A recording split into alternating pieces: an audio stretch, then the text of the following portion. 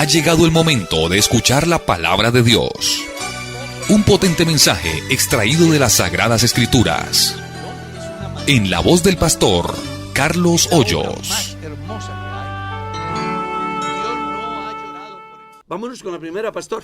Sí, señor. Mire, llega esta pregunta así. Dice, pastor, un muchacho que es cristiano, hijo de un pastor, tiene un hijo fuera del matrimonio. Él es servidor y predicador de la palabra, pero él colocó una cuota alimentaria. Ahora no quiere aumentarla, lo que la ley le pide que le haga, que es una cuota mínima del salario básico. Cuando él se gana un salario básico, está mal si se establece la demanda por alimentos para que él cumpla con esa obligación. Es decir, puedo interponer la demanda de alimentos porque no ha querido aumentar la cuota de alimentación. A ver, hay dos cosas. La primera, la solución no debe ser a la fuerza. Deben de sentarse, hable usted con el pastor de la iglesia y que sienten al joven y le generen conciencia acerca de las implicaciones que tiene engendrar un hijo, tener un hijo, y hay que responder por él. Así como son tan guapos para regar la sangre, pues que sean guapos para responder. Claro. ¿Sí? Si no hay una solución, la ley es para los impíos. Una persona que riega hijos y no está en condiciones de cumplir, pues si no respeta ni a Dios, ni a la iglesia, ni contribuye con el éxito ministerial de su papá, pues entonces que le apliquen la ley. Sí. Eso debe ser así. Es que eso de que porque es hijo, no. Yo creo que la ley debe ser para todos. Y todos estamos sujetos a la ley. Entonces, si yo asumo un compromiso, pues debo de cumplirlo. Debo de cumplirlo. Además, si dice que es un cristiano y que es un predicador, que se me hace muy raro que haya un predicador del evangelio que sea un mal padre. Eso no tiene sentido. Para usted ser un predicador del evangelio debe ser un buen cristiano primero. Y si es un buen cristiano, será un buen padre, será un buen ciudadano, será un buen servidor. Pero cuando uno tiene esos comportamientos, dice mucho de lo que, perdone la redundancia, dice ser y hacer. Sigamos. Sí, señor pastor. Dicen aquí, le saludan y le preguntan, ¿qué es la martirología y qué tiene que ver con la salvación? No, pues, la martirología es el pecado, ¿no? Amartía. Claro. ¿Y qué tiene que ver con la salvación? No, pues que si no se arrepiente, ya sabe, hay condenación. ¿Recuerdas el mensaje de Juan? El hacha está puesta a la raíz del árbol, ¿cierto? Es sencillo. El hombre es pecador por naturaleza, pero tiene la capacidad de tomar decisiones sobre situaciones de pecado que se aparezcan en el camino y, dependiendo de la decisión que tome, así será su eternidad. Entonces, cuando hablamos de la palabrita que encierra lo que es el pecado, pues el llamado es a que la gente se arrepienta de sus pecados. Eso es lo que dice Hechos 2:38, ¿no? Así que arrepentíos y bautícese cada uno de vosotros en el nombre de Jesucristo para el perdón de sus pecados. Porque si no lo hace, las consecuencias son eternas. No habrá salvación, solo condenación. Amén. Pastor, llega esta inquietud, dice así, Dios los bendiga. Tengo una duda sobre un pasaje de la carta a los Hebreos, especialmente el verso 26 del capítulo 10, Hebreos 10:26. Es que he visto o he escuchado que hay dos interpretaciones según lo que he visto y he oído. La primera dice que es una interpretación que dice que ese pasaje se refiere a la apostasía. Y la segunda, una interpretación que habla acerca de los cristianos que se han descarriado y se arrepienten y vuelven y caen en lo mismo. Entonces, ¿cuál de las interpretaciones es la correcta? Y si es la segunda, quiere decir que si a una persona le sucede lo que dije, ¿ya perdió su salvación? A ver, el pasaje los escritores lo titulan advertencia al que peca deliberadamente. Sí. Es decir, una persona que se llama cristiana y vive en el pecado. Esa persona se va a condenar. No porque Dios no pueda salvarlo, sino porque él no se arrepiente. ¿Está claro? Sí. A ver si trato de colocar un ejemplo para ilustrarlo. Yo lo he hecho más de una vez acá, pero hoy no va a ser la excepción. Hoy puedo volverlo a hacer tratando de orientar. Y es simple. Yo tengo una infección. Voy al médico y me dice, venga, si se aplica durante un mes, inyección de penicilina de 4 millones. Es un decir. La infección se controlará, desaparecerá. O sea, yo sé que tengo una infección y sé cuál es la medicina para combatir esa infección. Si yo me la aplico, sé que me salvo. Si no me la aplico, sé que me muero. ¿Qué pasa si yo no me aplico la medicina? Me muero. No porque no haya la medicina, sino porque yo sabiendo, no me la aplico. Así ocurre aquí. Yo sé qué es el pecado y cuál es la medicina. Pero si sigo en el pecado y no me aplico la medicina, que es un arrepentimiento, una conversión, un nuevo nacimiento en Cristo, pues aunque la medicina está, me voy a perder, no va a haber salvación. Eso es lo que yo puedo decir con respecto al pasaje. Ahora, que dentro de ello haya apostasía, pues claro, todo lo que usted quiera. Pero yo no podría ahorita decirle de una manera bíblica si es apostasía o no es apostasía, porque esa apreciación sería muy subjetiva. Es una interpretación de la Biblia. En la Biblia hay unos pecados muy interesantes que en mi caso personal, desde mi visión de interpretación, aclaro, desde mi visión, no es la Iglesia Pentecostal Unida la que piensa así, aunque pienso que ellos a nivel de tribunal de doctrina, yo qué sé, pensarán igual o muy parecido. San Mateo habla del pecado imperdonable, Sí. la blasfemia contra el Espíritu Santo. Juan en su capítulo 5 de la primera carta habla del pecado que Dios no perdona. El escritor a los Hebreos habla de ese hombre que peca deliberadamente, para el cual no hay solución. Si uno une los tres pasajes y otros que hay, como el que dice Isaías, si no quisieres y fueres rebelde, seréis destruidos. Entonces la palabra clave aquí es hacer las cosas como Dios manda. Cuando yo no hago las cosas como Dios manda, soy sujeto de juicio y de condenación. Y no habrá nada que me salve. ¿Por qué? Porque yo no hago lo que Dios demanda para ser salvo. Lo que insisto. Exactamente. En hacer lo malo. Hacerlo malo. Cualquier pecado que el hombre cometa, del cual no se arrepienta y se vea fruto del verdadero arrepentimiento, es simplemente causal de condenación. Así de simple. Amén. Amén, Dios les bendiga. Quisiera saber si un hermano deja de congregarse por un tiempo y luego vuelve, ¿puede seguir sirviendo al Señor o qué debe hacer?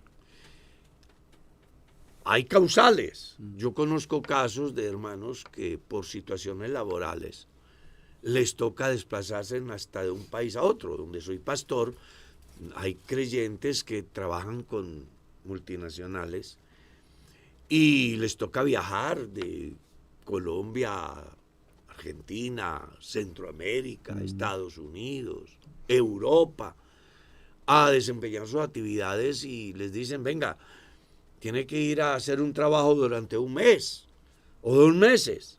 Son buenos hermanos, ayudan en la iglesia, se van y cumplen su trabajo y regresan y siguen su vida dentro de lo normal, porque uno cree y el fruto que ha dado ese cristiano a lo largo de su vida cristiana en la iglesia ha sido digno de un verdadero arrepentimiento. Entonces uno dice, no, antes le da alegría a uno ver que el hermano llegó con bien, ¿cierto? Eso es una cosa. Otra cosa es que el creyente deje de asistir y comience a involucrarse en cosas que no son de los cristianos. Pues automáticamente cuando regrese y se tiene el conocimiento, que hoy es muy fácil, como la gente hoy no sabe ni siquiera manejar las redes sociales, entonces se toman una foto con la mitad del cuerpo desnudo, no, pero les pareció muy bonito para mostrar las chocolatinas, entonces la suben a la red. Se encontraron con una amiga y se fueron de bar y entonces les parece muy bonito y pues uno se da cuenta que por ahí no es. ¿Qué hace uno? Cuando esa personita llega, la sienta y le dice, venga, ¿qué pasó? ¿Ya? Hay explicaciones que lo convencen a uno, hay otras que no. Y dependiendo de lo que uno pueda analizar, así toma la decisión. Hablo desde mi visión ministerial, porque no todos los casos son lo mismo. Claro.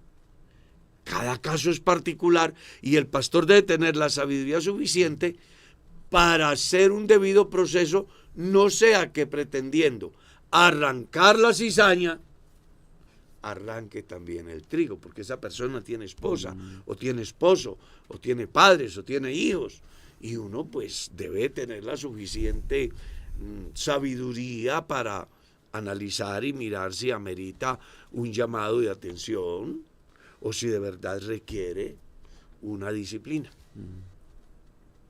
Y en el Digamos. caso que uno no se dé cuenta de nada, Dios a su debido tiempo saca. Ah, no, ya eso es otra cosa.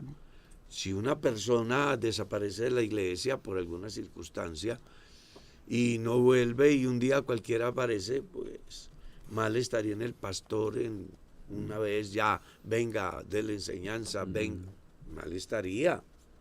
Él debe de informarse de qué pasó, dónde estaba, qué sucedió. Y si es un fiel cristiano, le dirá la verdad. Si no es un fiel cristiano, dirá cualquier mentira. Pero las mentiras, pues, como dicen por ahí, ¿no? Cae más fácil un mentiroso que un ciego. O que un cojo. O que un cojo. Sí, señor. Bueno, nos preguntan acá por YouTube. Dice, pastor, ¿por qué Jesús le dice a María Magdalena, no me toques? Y a Tomás le dice, ven y toca mis manos y mi costado. Bueno, yo no soy Jesús. El único que sabe eso es Jesús. El por qué. Es que están yendo a la causa. Y ahí sí es muy complicado uno meterse, ¿verdad? Claro. O usted podría decirlo. No, usted da una opinión. Pero llegar a la causa, complicado. Ahora, una explicación sería otra cosa. Sí. Entonces, uno tiene una visión de los pasajes. En la una, textualmente dice, porque aún no he subido. O sea, desde ese punto de vista, Jesús dice, aún no he subido a vuestro Dios. En Él se maneja el tiempo.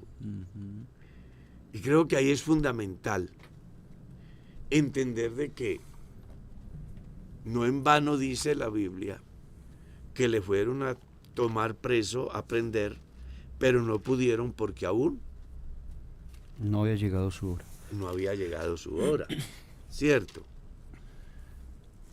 Hay cualquier cantidad de pasajes donde Jesús en la condición humana hace alusión al tiempo, porque como humano está sometido al tiempo. Es más, él un día dijo, ¿no tiene el día 12 horas?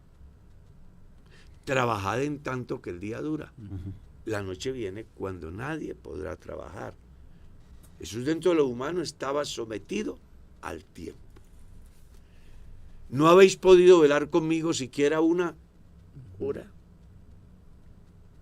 Entonces, en ese orden de ideas, había un tiempo específico determinado por él para poder, según el mensaje que le da a la mujer, ser asequible a los que creían en él. Esa es una manera de entender ese texto. Es un concepto personal. Es una interpretación. Otro puede interpretarla de otra manera. Con relación a Tomás, hay que mirar el contexto en que se da. Tomás no quería creer que Jesús había resucitado. Y Jesús no quiere tener a nadie confundido, inseguro. Cuando ellos quisieron saber quién era Jesús en su esencia, Jesús les dijo, yo soy el Padre, solo que estoy al alcance de ustedes. Léalo en San Juan 14, 7 y 8, inclusive el 9, que el domingo hablando precisamente de cristofanía, ¿no? ¿Qué estábamos diciendo?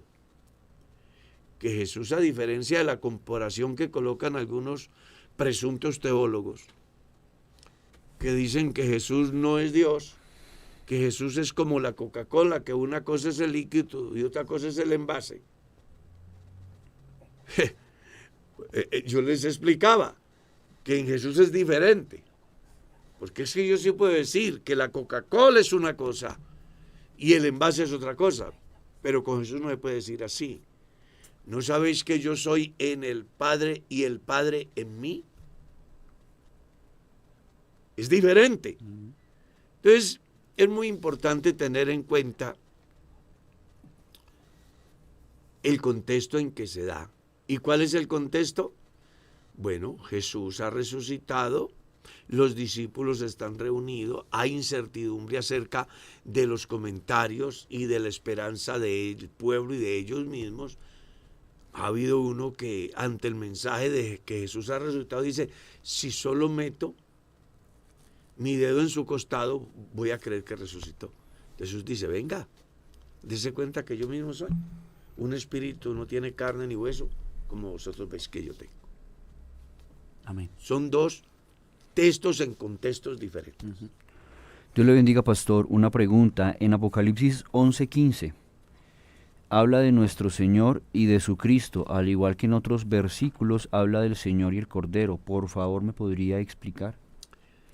Hay dos maneras de verlo. Cuando la Biblia habla de nuestro Señor y su Cristo, habla de nuestro Señor y su iglesia. El misterio del cual habla Pablo en la carta a los Efesios era ese, la unión de Cristo y su iglesia. Cuando la Biblia dice, porque los reinos de este mundo han venido a ser de nuestro Señor y su Cristo, habla de nuestro Señor y su iglesia. Daniel, capítulo 7, habla acerca precisamente de cuando el reino le será dado, ¿a quién?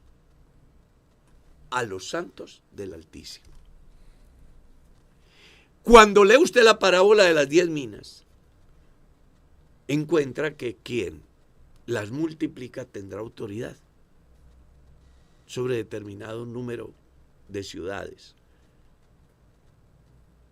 Cuando uno lee el libro de Apocalipsis, dice, al que nos amó y nos lavó de nuestros pecados con su sangre y nos ha hecho para nuestro Dios reyes y sacerdotes y reinaremos sobre la tierra. Entonces hay que desligar los dos pasajes porque son diferentes. El uno tiene que ver con la iglesia, el otro tiene que ver con la deidad. ¿Cómo es la segunda parte de la pregunta? Apocalipsis 11:15 habla de nuestro Señor Jesucristo, desde nuestro Señor y Jesucristo, al igual que en otros versículos habla del Señor y el Cordero. Entonces ya cuando habla de nuestro Señor y el Cordero. Y hay un ejemplo bien interesante, el capítulo 5 de Apocalipsis, donde ustedes leen que mientras Juan sufre, porque hay un libro que nadie lo puede leer, inclusive ni aún mirar, y dice que él llora mucho. O sea, Juan era un tipo apasionado por las cosas de Dios y quería en sí saber qué es lo que encerraba el contenido, o qué contenido tenía ese libro. Dice, yo lloraba mucho. Y uno me dijo, no temas, no llores. El león de Judá ha vencido para abrir el libro y desatar sus 7 sellos. Y Juan miró y no vio un león. Un cordero. Vio un cordero. Entonces, hay que mirar el pasaje en el contexto que se da el texto. Entonces, si usted lo lee en San Juan capítulo 1, verso 29, Jesús es el cordero. Pero si lo lee en San Juan 17, Jesús es el sacerdote. Pero si lo lee en 1 Timoteo 2, 5, es el mediador. Pero si lo lee en San Juan 14, 6, es el camino. Si lo lees en San Juan 14, 7, es el Padre. Si lo lees en San Mateo 1, 23, es Dios con nosotros. Entonces, dependiendo del texto y el contexto en que se dé el texto, así hay que entender a Jesús. Jesús es el Cordero de Dios. ¿Por qué aparece como el Cordero de Dios? Porque en la cultura hebrea había el Cordero del Hombre. ¿Cuál era el Cordero del Hombre? El que cada padre de familia conseguía desde el día 10 del mes de Aviv y que debía de estar hasta el día 14 para luego ser sacrificado en la noche pascual. Sí, señor. Entonces, una cosa es el cordero que el hombre se busca, otra cosa es el cordero que Dios provee. Una cosa era el sacrificio que Abraham iba a hacer, otra cosa es la sustitución que Dios tiene prevista para salvar la vida de Isaac. ¿Me hice entender? Sigamos. Amén. Pastor, dice acá nuestro oyente, vivo en Apía, Risaralda. Me reconcilié con Dios en septiembre, pero tengo una inquietud. Apartada conocí a una persona, tenemos una hija, pero somos casados. Soy bautizada y quiero hacer las cosas bien, obedecer la palabra de Dios. Pero él es católico, de esos bien arraigados. La pregunta es, ¿debería casarme con él o separarme y rogar por él a Dios para que se convierta y nos podamos casar? Desde diciembre separé habitación y desde octubre cuerpos, pero vivimos en la misma casa. Mis padres son de Popayán y aquí en Apía no tendría para dónde más irme si no nos casamos, porque soy consciente de lo que dice la palabra de Dios. No os unáis en yugo desigual. Le agradezco su ayuda.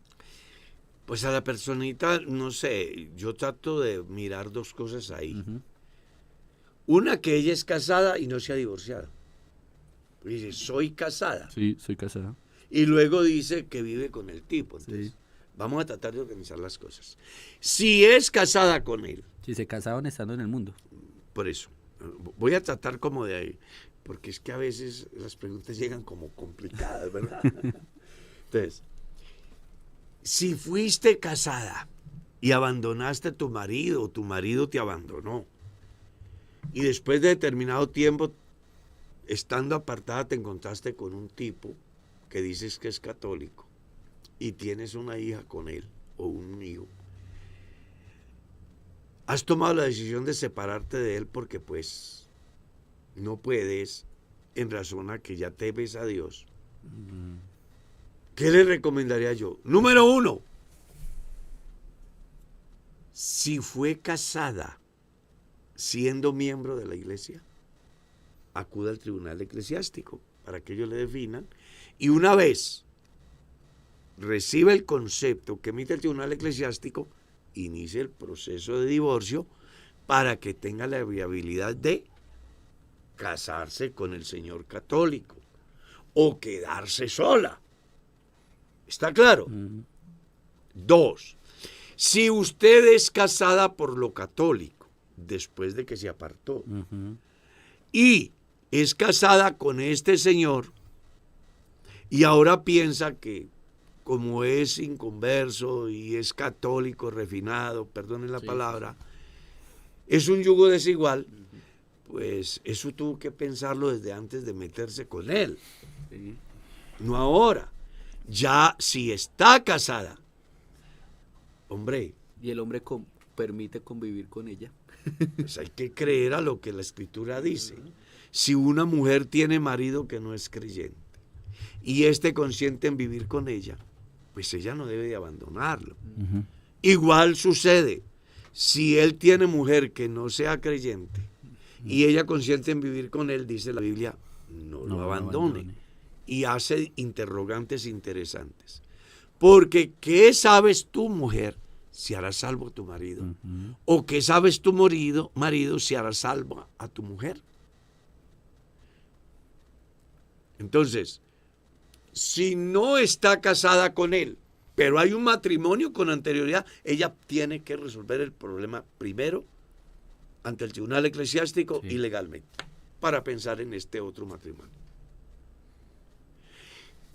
Si es que escribió mal o no supo escribir y dice que es casada con el hombre católico. Que es lo que se entiende más o menos. Sí, pero que ahora se ha separado porque es un yugo desigual, pues le hago saber que eso tuvo que pensarlo antes de meterse con él y lo que debe es de darle testimonio, orar por él, porque ¿qué sabes tu mujer si hará salva a tu marido? Claro, casos se han visto muchos.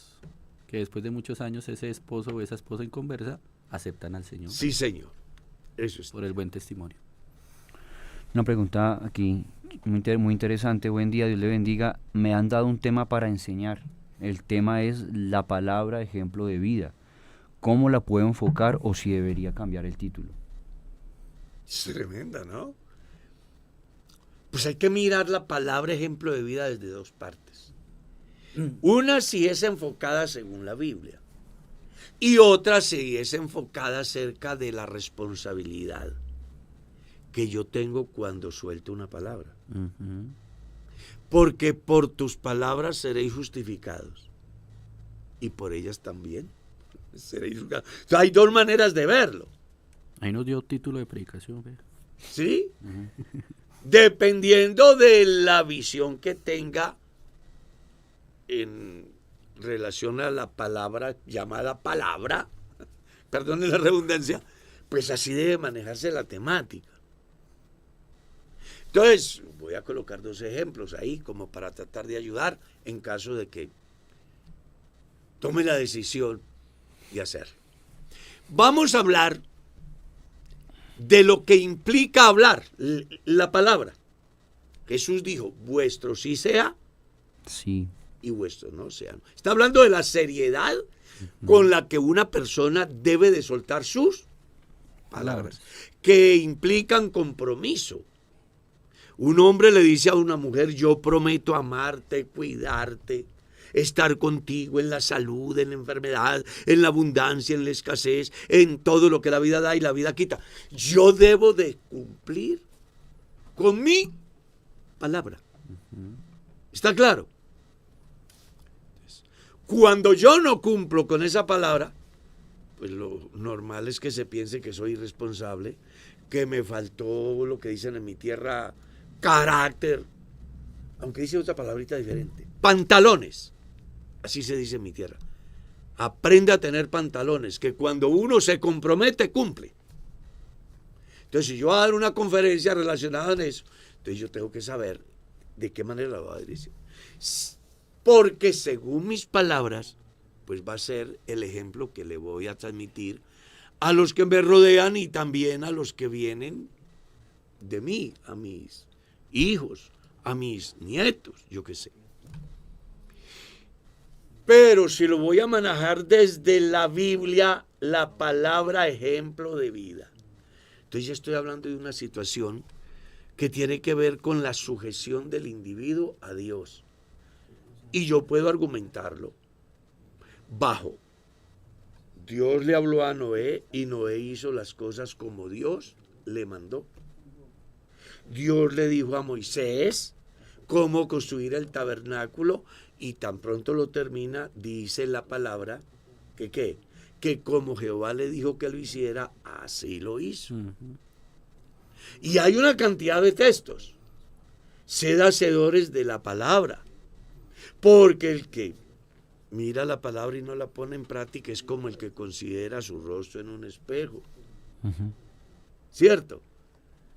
Por eso estamos diciendo que dependiendo de la vertiente que tome, si es por el lado de la palabra de Dios o si es por el lado de la palabra hablada que el hombre Pronuncia. se compromete, y entonces pues el no hacer lo que él dice le genera incertidumbre a sus seguidores, ¿cierto?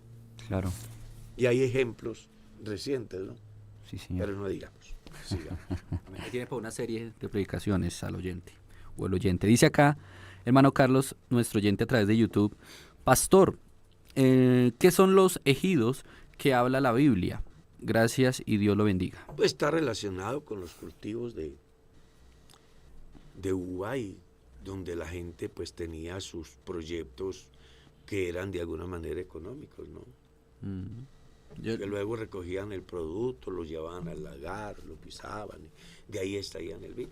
Yo leía que eran unos terrenos a las afueras de los muros de la ciudad que eran públicos y podían ser usados para que los levitas Es que hay, guardaran el ganado.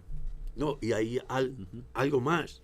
Es que cuando usted mira sobre las ciudades, que eran 7, eran las ciudades de refugio, y que eran las ciudades donde podían ir los cuestionados por homicidios no culposos.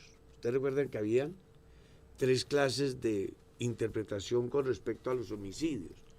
El uno, que era culposo, lo maté intencionalmente, ¿cierto? Sí. El otro, que tenía que ver por mandato. Si un hijo deshonra al padre o a la madre, hay que...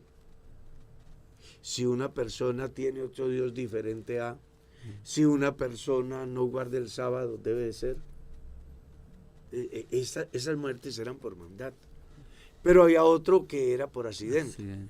De los que tenían ese caso de los accidentes, podían ir a esas ciudades.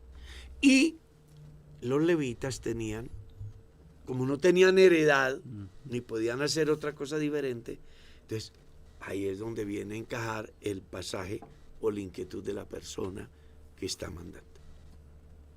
Sí, amén, eran tierras. Eran tierras. Pastor, ¿cuál es la diferencia entre la doctrina de la conversión y la doctrina del arrepentimiento? ¿O son lo mismo? Pues son, a ver, vamos a ir como a la esencia, ¿no? La Biblia habla solo de la doctrina. Ujú. Aquello de la conversión y del arrepentimiento y del nuevo nacimiento y de la resurrección, simplemente son parte de ¿qué? De la sistematización. De la sistematización de la doctrina. No de las, sino de la doctrina. Entonces, aquí es muy importante que tenga en cuenta que la conversión como el arrepentimiento, pues, van de la mano. Yo he decidido darle un giro de 180 grados a mi vida. El escritor del libro de los Hechos, en su capítulo 3, el verso 19 dice, así que arrepentíos, ¿y qué? Y convertidos.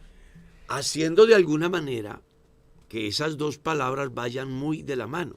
Yo puedo arrepentirme por emoción, pero no por conversión. Entonces, la conversión está relacionada no en el hecho de que yo digo me arrepiento, sino que doy resultados dignos de un verdadero ¿qué? Arrepentimiento.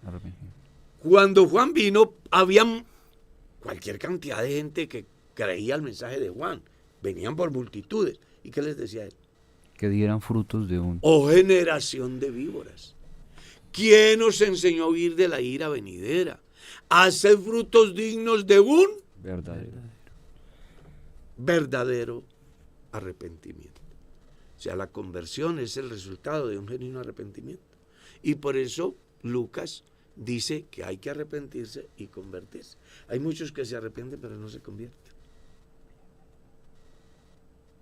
Hay un ejemplo en la Biblia muy interesante. Y es que toda una ciudad se arrepintió. Pero 150 años después, desaparecieron del escenario. Cierto, que era la ciudad de Nínive, o los ninivitas. Sí, señor. Sigamos. Seguimos. Bueno, mire esta pregunta, pastor, que llega acá y dice así. Saludos desde Suecia. Tengo una inquietud. Siento que la relación con mi mamá se basa solo en lo económico. Es decir, cuando la llamo, siempre se queja. Insinúa que están pasando necesidades, hambre, que están viviendo cosas difíciles cuando no es así. Yo siempre les he ayudado con dinero, pero ella lo malgasta. Le acolita a un nieto de 28 años que ahora está en prisión y hasta lo mantiene. Tampoco es responsable con la pensión que recibe de parte de mi papá. Reniega de que no les alcanza, han recibido dinero y lo gasta en lujos. Siento que sin diferencia, creo que me es indiferente ella hacia mí cuando le mando dinero. Ella es cristiana, lleva décadas en el evangelio, pero también miente mucho y eso a mí me duele. No acepta mis consejos porque dice que soy una pecadora. ¿Qué consejo me podría dar, pastor, para mi relación con mi madre? O sea, ella al parecer es inconversa. Hay que pues mirarlo desde varios puntos. Uh-huh. Lo primero, es necesario entender que cuando uno llega a una edad avanzada, uno se vuelve caprichoso. La verdad. Y a veces dice incoherencias. Ahí la sabiduría tiene que estar en la persona que está más joven y que está cuerda.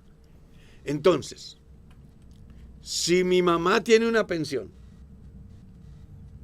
y dice que no le alcanza, pues yo no debo atormentarme por eso.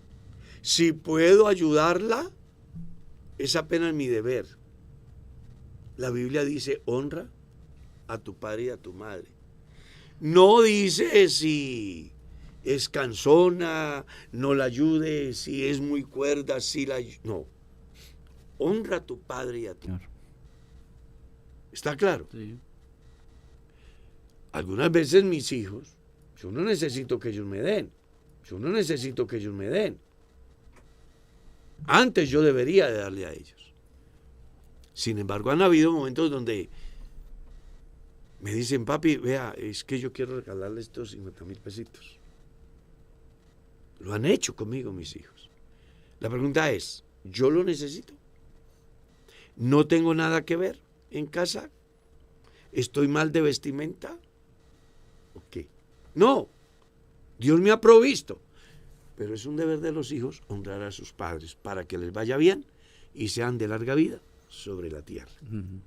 Entonces, mi estimada hermana, no sufra ni se preocupe porque su mami se queje.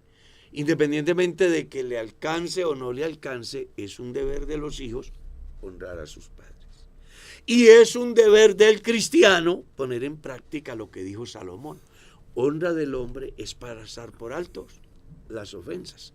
Puede ser que tu mami es caprichosa y se le va la mano y dice cosas que no debe decir y que te molestan. Pero pues ahí es donde debe de entrar a funcionar aquello que funcionó con tu mamá cuando tú eras niño. Eso estaba pensando. Que eras incoherente. Y aún así. Y aún así te abrazaba, te besaba, te bonjoleaba, pasaba las noches contigo. Claro. ¿Cuántas veces esa anciana no durmió aplicándole el medicamento a su niña para que un problema gastrointestinal, es que se dice, no produjera la muerte o una fiebre intensa? Aquí hay mucho que decir. Los hijos se nos olvida que los padres gastaron la mitad de la vida, más de la mitad de la vida. Porque ellos gastaron un 30% de la vida creciendo. Y luego pasaron otro 30% de la vida cuidándome. Y a ellos les queda un 40% donde ya necesitan es quien les dé la mano. Entonces, yo creo que aquí hay que generar conciencia en los hijos, Y gracias a nuestra oyente que nos hace esta pregunta, porque habrá muchos que tienen una dificultad similar y que van más allá, ¿cierto? Es que mi mamá es muy cantaletosa, dejó a mi papá o mi papá dejó a mi mamá y ahora están mal, yo debo de ayudarlos. Sí, claro, son sus padres. También independientemente de que hayan sido malos padres en la niñez. Claro, siempre serán sus padres. Uno no, yo no. Pero en el mundo hay muchos que pueden decir, esa era mi mujer o ese era mi marido. Pero nunca podrá decir, ese era mi hijo. No. O ese era mi papá. No. Hay algo muy serio ahí. Entonces yo sí les aconsejaría a cualquiera persona en el mundo que honre a sus padres, que pase por alto la locura de sus viejos, porque sin duda alguna usted también llegará a ser viejo, cansón, que no querrá que lo console. Yo lo digo por experiencia. Yo voy a dar un paso muchas veces, entonces está uno de mis hijos, papi, venga, le doy la mano. Y yo, no, voy a bautizar a una persona y alguno de los clientes del día, hermano, venga. Y no, yo soy capaz. Porque uno es caprichoso. Afortunadamente, lo que yo me he propuesto hacer y diciendo soy capaz lo he hecho. Pero puede llegar el día en que no alcanza mis fuerzas y aunque yo quiera no puedo. Y ya son caprichos. Por favor, ténganme paciencia. Hablo con mis hijos, con mis nietos y con mis bisnietos, que ya tengo bisnietos, Felipe. ¿Sí sabías? Sí. Bueno. Sigamos. Dios le bendiga, pastor. ¿Cómo poder tener un corazón limpio si la palabra de Dios dice que perverso es el corazón más que todas las cosas? También sabiendo que a nuestros pensamientos vienen malos deseos. ¿Cómo hacer si en nuestra naturaleza no podemos? Bueno, hay dos cosas que debe de leer en la Biblia. Una que aparece en el Salmo 119. ¿Con qué limpiará el joven su camino? Con guardar su palabra. Con guardar su palabra. Y lo que Pablo escribe en la carta a los Romanos capítulo 8. ¿De qué manera? Estando en Cristo. Porque la ley del Espíritu de vida en Cristo me libra de la ley del pecado y de la muerte. Por naturaleza yo soy pecador. Y Job en su libro dice, ¿cómo se justificará el hombre para con Dios? ¿Y cómo será limpio el que nace de mujer? Aparece ese texto que es contemporáneo con el Génesis, ¿sí sabía? El libro de Job. Pues no había manera de justificarse, ni había manera de ser limpio. Pero en el tiempo de la gracia, justificados por la fe. La pregunta que hacía Job, hace cerca de 6.000 años, la responde Pablo 4.000 años después. ¿Y cómo será limpio el que nace de mujer? La responde Juan 4.000 años después. Si andamos en luz y tenemos comunión los unos con los otros, la sangre de su Hijo Jesucristo nos limpia de todo pecado.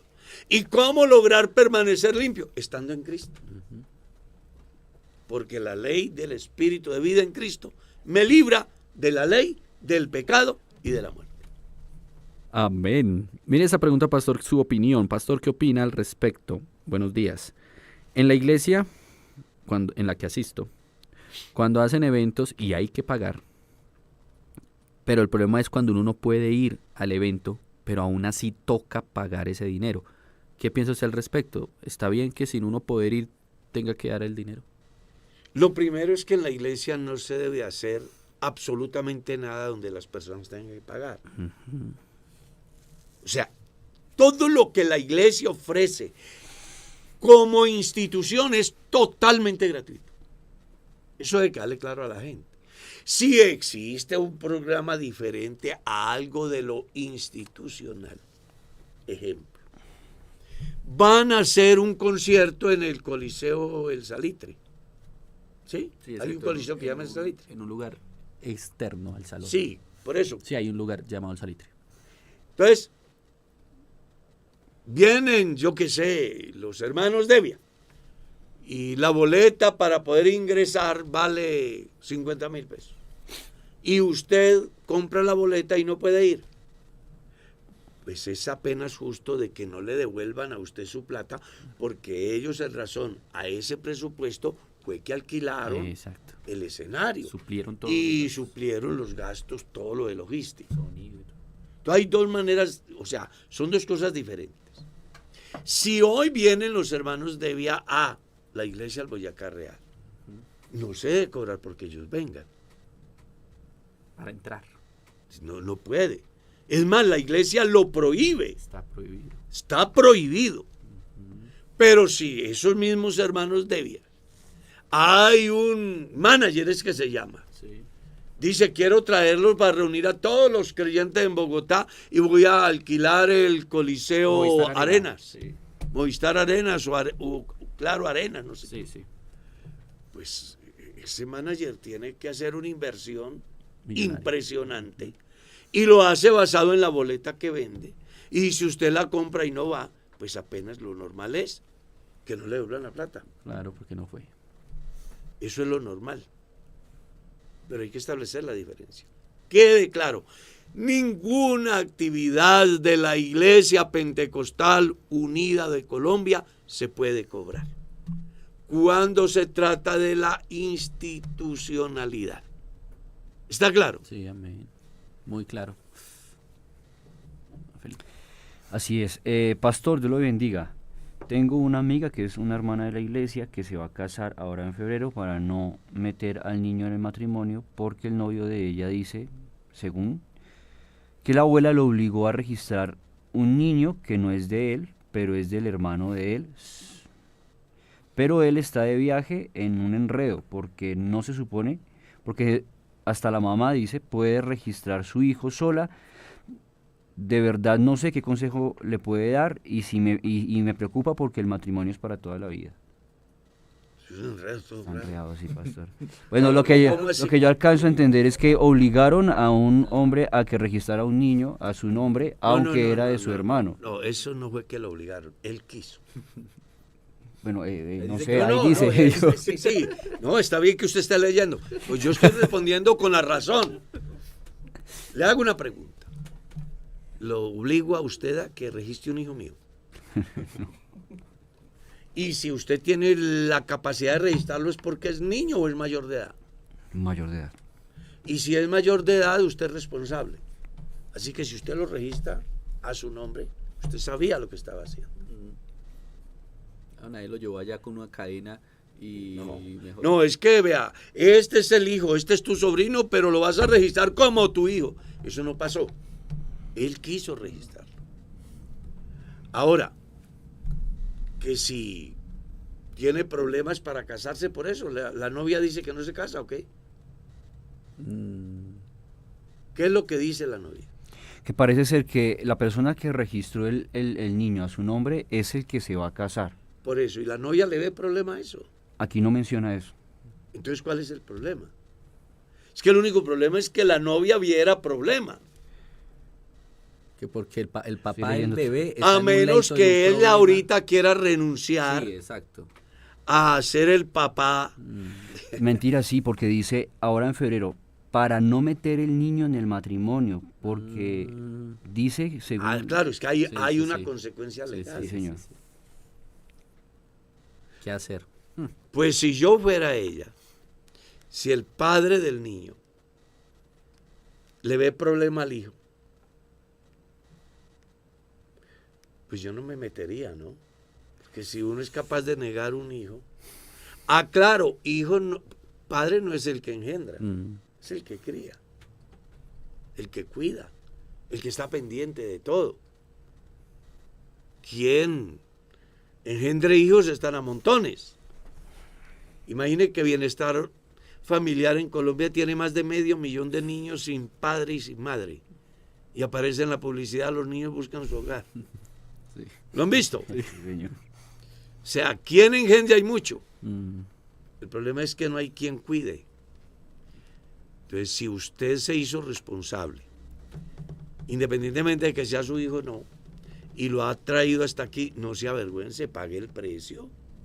si tiene que reunir los requisitos legales para que su matrimonio se pueda llevar a cabo y Que creo que sí se puede hacer. pues claro, yo aquí hay cantidad de casos. Tiene un nombre legal, pero no recuerdo en ese momento. Sí, no es que eso, todo eso se puede hacer, todo eso se puede hacer. Pero si él se avergonzara de su hijo, pues ella también debe saber que mañana puede tener problemas. No debería meterse con él. Sí, está a tiempo. Está a tiempo. Amén. Preguntan acá, pastor. Dios lo bendiga, hermanos. ¿Cómo se debe servir en el altar? Hay hermanas que no pueden usar tacón. Y ahora, pues, hay una polémica sobre esto. ¿Se puede servir con zapatos planos? Por favor, ayúdeme. Dios lo bendiga. Claro que sí. Lo que pasa es que hay situaciones bien interesantes. Si es un grupo que ayuda en la iglesia, entonces una viene con zapato blanco y tacón. La otra viene en arrastraderas. Y la otra viene con unas, ¿cómo es que llaman? ¿Baletas? Baletas llaman. Apargar. Y la otra viene en alpargates. Y la otra viene en cotizas. Pues el pastor debe poner orden. Todas en cotizas, todas en alpargates, o todas con zapato alto, o todas con zapato bajito. Porque pues está de alguna manera la imagen de lo que nosotros representamos como cristianos. ¿Ya? Ahora, ¿qué Dios dónde dice? Eso no lo dice Dios. Ni lo va a encontrar en la Biblia tampoco. Pero si el pastor toma decisiones al respecto, lo menos que uno puede esperar es que los cristianos entiendan que las decisiones que se toman desde la directriz de la iglesia a nivel local no buscan hacerle un daño a nadie, sino más bien que mucha gente alcance a entender el orden y en consecuencia pues extraigan de ahí esa parte positiva de lo que es la iglesia del Señor. ¿Sí? Creo que si eso está dando en una iglesia es porque hay un desorden en la vestimenta en general de quienes ayudan en la iglesia.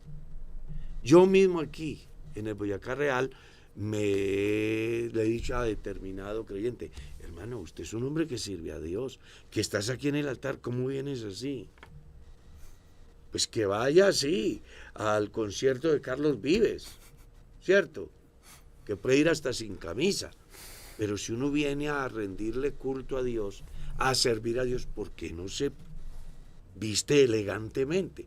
Vamos a suponer que no puede, pero póngase lo mejorcito que tenga y vístase lo mejorcito que tenga. Aclaro, porque también hay excepciones. Si una hermana sirve al Señor y no tiene sino un par de cotizas para ponerse, pues el pastor en vez de cuestionar debe de ponerse de acuerdo con obra social. Ayudar. O con las dorcas de la iglesia. Hermano, ¿por qué no le regalamos un parcito de zapatos a la hermana? Yo solo digo porque lo vivía en una iglesia. Sí, claro. Donde una hermana va de una manera no adecuada para dirigir el culto y a veces uno corre. Por eso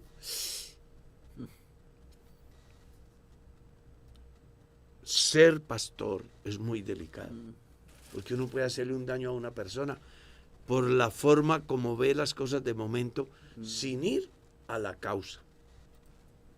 ¿Ya? Sí, de pronto se le pasa la mano. Sí, entonces, hombre, hay que ser coherentes, hay que ser prudentes, hay que poner cuidado en eso. Mira que esta pregunta, pastor, dice, pastor, me casé con un hombre cristiano divorciado. Él me hizo también a mí darle el divorcio y ahora él tiene otra y se apartó. La pregunta es, ¿yo puedo casarme otra vez algún día, puesto que él no quiso hacer las cosas por tribunal? Pues usted es la que Ella es la que tendría. Tendría que hacer el proceso. Usted debe de acudir al tribunal eclesiástico, reunir todos los requerimientos. Y ojalá que aprenda, ¿no? Lo que pasa es que hay gente que no aprende. Hay gente que no. bien. Entonces ponga cuidado para que no termine mal.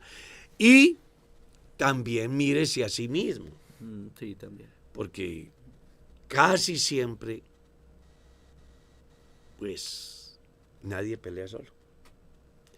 Muchas de las dificultades que se dan en una relación, ambos tienen algo que ver. Entonces, usted lo que debe es de autoexaminarse también si de alguna manera usted tuvo que ver algo con esa ruptura y si el tribunal eclesiástico emitiera un concepto a su favor y mañana le resultara a usted la oportunidad de volver a formar un hogar, pues no repetir lo que pasó. Es que, hermano, hay gente muy cansona. De verdad. Yo conozco casos donde uno dice, pobrecito ese hombre. Yo atendí un caso acá. ¿Sí? Yo atendí un caso acá de una persona que fue terrible. Y la parte, el hermano decía, no, es que yo ya no soy capaz de más. Y ella decía, no, yo sí, yo acepto, es que yo soy la culpable, hermano. Yo soy insoportable. Entonces uno dice, oiga, pero ¿por qué? Sabiendo de que está haciéndole daño a su... no la controla. ¿Cierto? Yo vivo en mi casa. Hay una llave abierta y se está inundando mi casa. Tengo mis hijos y se van a ahogar. Sabiendo que cierro la llave, evito el naufragio. El ahogamiento de mis hijos. ¿Por qué no cierro la llave? El orgullo. No, bájese. Bajémonos y aprendamos a aceptar que nos equivocamos y aprendamos a asumir compromiso de la no repetición y aprendamos sobre todo a ser cristianos. Que yo no entiendo por qué gente que dice que son cristianos viven así. Así no se va al cielo. Así no se va al cielo. Usted puede ir a la iglesia y puede hasta gozar de muy buena imagen ante su pastor, pero si usted no es un genuino cristiano, usted no va a ir al cielo. Amén. Así es. Hace 2 años y medio me casé y desde eso tengo una lucha con mi esposo. Él no quiere tener intimidad conmigo y hace unos días le dije que más bien nos separáramos. Y pone en paréntesis divorcio. Bueno, yo creo que esta parejita necesita una terapia, Ayuda. Sí. una ayuda, no necesariamente la solución es el divorcio. Es que la palabra divorcio no debe de hacer curso dentro del cristianismo. Dirá alguien, ¿y entonces por qué en la iglesia? Por la dureza del corazón. Esa es la razón, sí, señor. Eso es lo que dice la Biblia. Pero la palabra divorcio, separémonos, no debe de existir en el léxico cristiano. En el léxico cristiano debe existir la palabra conciliación, Diálogo, diálogo, terapia. tolerancia, perdón, terapia, asesoría, oración, genuino arrepentimiento. ¿Ya? Es que no he podido aceptar eso. 2 enemigos se encuentran, se juraron matarse en el día que se vean. Pero ambos se encontró con Cristo y ahora se encuentran y los que pensaban matarse ahora son hermanos. Y alan juntos para el mismo lado. Un hombre se casa con una mujer, es la madre de sus hijos, es el padre de sus hijos y por cualquier cosa es que hay que echar todo por la borda. No. Asumamos compromiso, hagamos lo que tengamos que hacer, porque al final lo único que un hombre tiene en la tierra, una mujer tiene en la tierra, aparte de Dios, es su familia. Dígame qué otra cosa hay más importante para el hombre. La familia. Hay 3 cosas por las cuales vale la pena estar aquí. Dios, mi familia y la iglesia. Entonces, si usted es un hijo de Dios, una hija de Dios, tiene a Dios, tiene una familia, tiene todo para ser feliz. Habrán cosas que hay que corregir, pero eso no es cosa del otro mundo, son gajes del oficio. Imagínese que usted se haya casado con un hombre que a toda hora tenga la boca cerrada, los ojos cerrados, los oídos cerrados y esté inerte. Pues usted lo lleva al cementerio. O al contrario, una mujer. No, si están vivos tienen reacciones dependiendo de las circunstancias. Somos emocionales. Pero eso no nos puede llevar a echar a perder el matrimonio. Lamento decirles que el tiempo se fue.